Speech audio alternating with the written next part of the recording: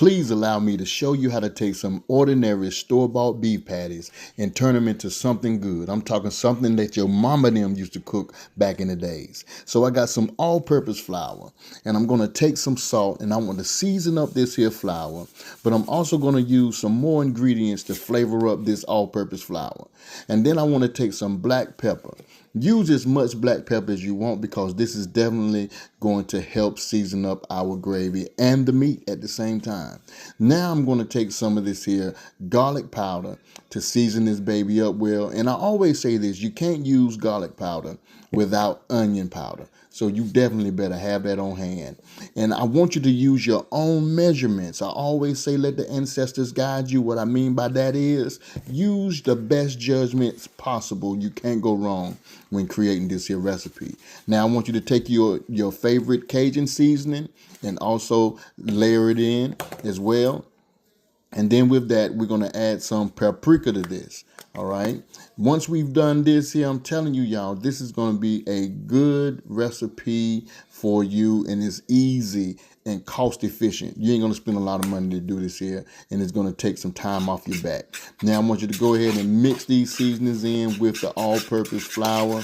And the next thing we're going to do, we're going to bust open our beef patties. And this is what I've gotten, y'all. I got some of this here garlic with pepper seasoning beef patties, so it's already got some added flavor to it. So I want to take the beef patty and dredge it into this here flour, and I want to coat up both sides. And then I also want to coat up the edges of these here beef patties as well, because I want everything to have a nice little coating of this here flour mixture. Then once that's done, I want to set these babies to the side. So let's go on to the next step because I know you guys are ready. So here we go.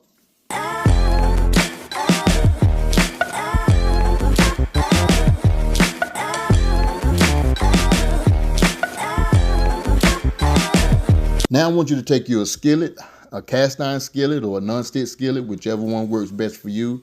You could use some butter, some olive oil, or some vegetable oil. I want you to fry your patty on both sides. Here I'm using some hamburger seasoning just to add a little bit more flavor to these here patties, because I do love flavor, y'all. I don't like my food bland or not tasting worth anything, so I'm adding a little bit of hamburger seasoning. So now what I want to do is just brown these babies up on both sides. And then we're going to move this to the side and go to the next step.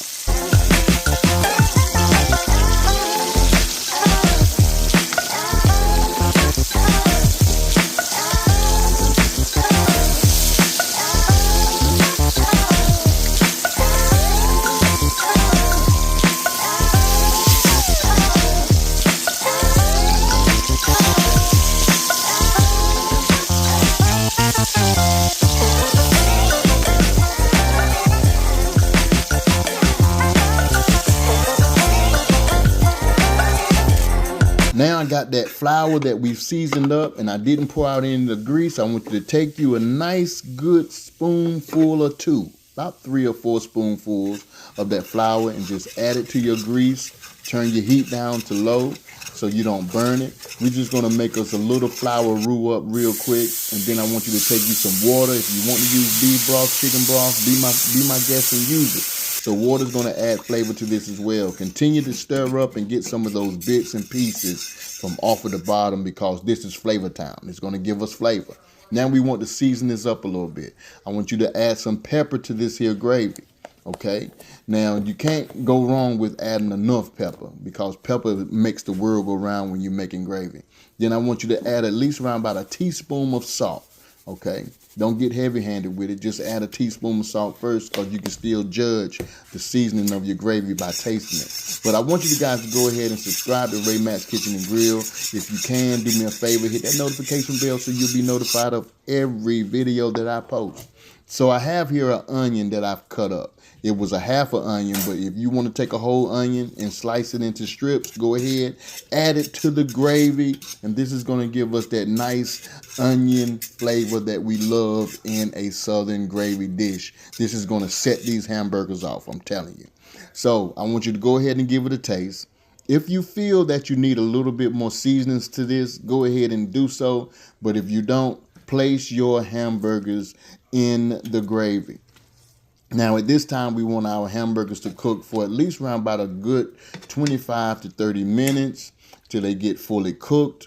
And if they get fully cooked, then you can go ahead and serve these babies up with some of your favorite rice, mashed potatoes, collard greens, black-eyed peas, pinto beans, candy yams, cornbread, whatever is your favorite. But go ahead and just cook this baby up until it's nice and ready and savory. So this is how I basically like my gravy, kind of thick. And if you want to thin your gravy out a little bit, you can. But remember, continue to stir your gravy so you don't burn it at the bottom of that there pan. So keep an eye on it. But once it's done, I'm telling you, you're going to love it, y'all. You're going to love it. So right now, I just wanted to add a little greenery to this, some parsley, just to give it a little pizzazz or whatever the case may be, because at this particular point in time, we finished. So with that being said, this is what we've got, y'all. We got us some 90-second rice to go with this here. Look at that, y'all. I'm telling y'all, this looks so good. And we got some canned biscuits drizzled with some honey on top. I'm telling y'all, this is a easy cheap meal that you can put together and eat like a king or a queen. All right. So with that, I got that 90-second rice in the bag that I threw it in the microwave. And I'm just taking these burger patties, putting it up there, getting me some of this here succulent onion gravy. And yes, Lord, I did put me a biscuit on there and made me a good old biscuit sandwich.